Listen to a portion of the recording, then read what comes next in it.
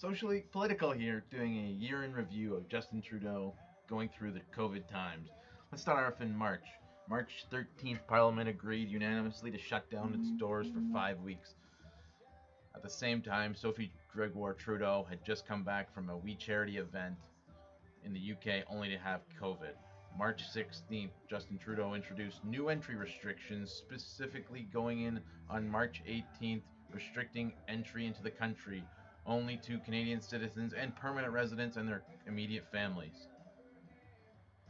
With regards to Parliament, after criticism from the opposition claiming a power grab, a revised bill was agreed upon the next day, permitting government to have special spending powers until September 30th, 2020. Moving over to April. On April 7th, Justin Trudeau brought up the topic of masks, where he said, in quotes, "If people want to wear a mask, that is okay. It protects others more than it protects you, because it prevents you from breathing or speaking moistly on them." On April 9th, Justin Trudeau speaks to premiers about enacting the Emergencies Act. That is the stiffest emergency powers that can be granted to the federal government. Trudeau announced plans for the Canada Student Service Grant on April 22nd. The grant program was meant to help students struggling to find jobs during the pandemic. Justin Trudeau also found himself in hot water when he gave guidelines to all Canadian citizens to stay home and stay safe and don't travel and sacrifice their plans for the Easter weekend only to travel across borders, across provincial borders, and go to his cottage. May, he also found himself in hot water. On May 1st, he announced the Royal Assent Grant Bill C-15 to implement the Canadian Emergency Student Benefit, which was a subsidy program for secondary school graduates along with post-secondary graduates. Also on top of that, the Liberals shut down government, disabling usual functions of the House, from private members' bills to mechanisms that force government responses not to be advanced while the House is suspended. Moving over to June. June 25th, Fitch Rating Inc., a bond rating agency, downgraded Canadian credit from AAA to AA. The government has supported a AAA rating since the Martin administration.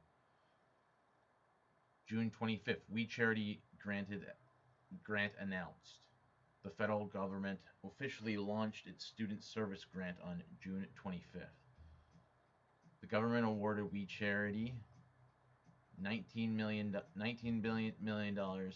to run, which we now know is not that number, to run a $900 million program, which we also found out is not $900 million, despite group ties to the Prime Minister and his wife. June 22nd, Trudeau doubles down on his decision to have WeCharity run the program. On June 29th, Trudeau defended his decision for choosing WeCharity to run a federal student aid program, saying its government has extensive practice working with third-party and charities to deliver programs. WeCharity was a student program for students to volunteer their time and earn money for volunteering. Moving over to July, Justin Trudeau and former Finance Minister Bill Morneau apologized. Trudeau said it was a mistake in not recusing himself immediately from discussions about WeCharity grant. Trudeau said he would have given it. He should have done so given his immediate family's relationship along with financial ties to We organization. Winnick then testifies that the amount WeCharity could have received for managing the student grant was actually $43.5 million, not $19.5 million. In a previous statement, Justin Trudeau mixed up where the money was actually going, whether it was going to WECharity Foundation or WECharity.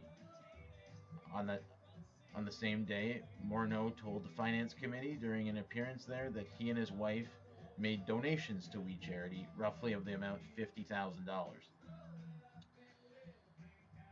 Little do we know, later that day, Bill Morneau wrote a $41,000 check to WeCharity to cover the expenses for his luxurious trip to Kenya and Ecuador in 2017. Moving on to August, Bill Morneau resigns as finance minister, and Justin Trudeau on August 18th officially prorogues Parliament.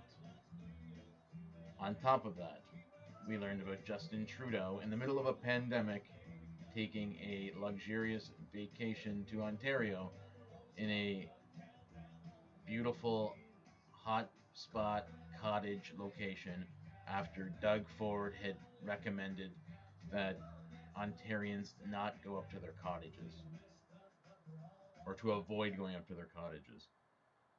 Moving over to September. September 9th, WeCharity announced that it is closing.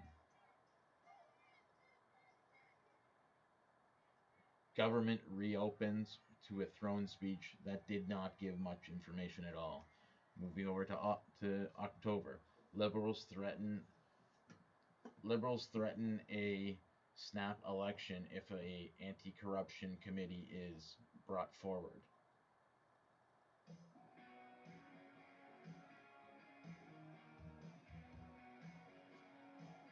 Moving over to November, Justin Trudeau makes free speech comments with regards to a beheading in France. Justin Trudeau later claims a great reset is the solution to how to fix Canada's problems.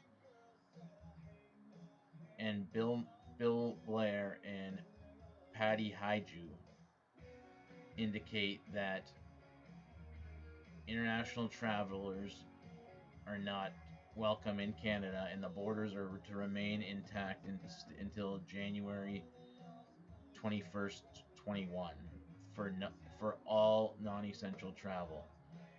Travelers entering Canada from a country other than the United States, among the rules is required for anyone entering to self-isolate for 14 days upon re-entry into Canada.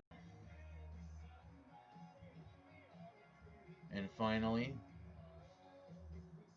December, where we learned that Justin Trudeau had arranged for China to have cold weather training done in Ontario. And then only to find out that the training was cancelled and Justin Trudeau was upset about it. What a year it's been, and what a scene to be a part of. The film is damned to be great. Look forward to hearing your comments and enjoy. Stay safe, everyone.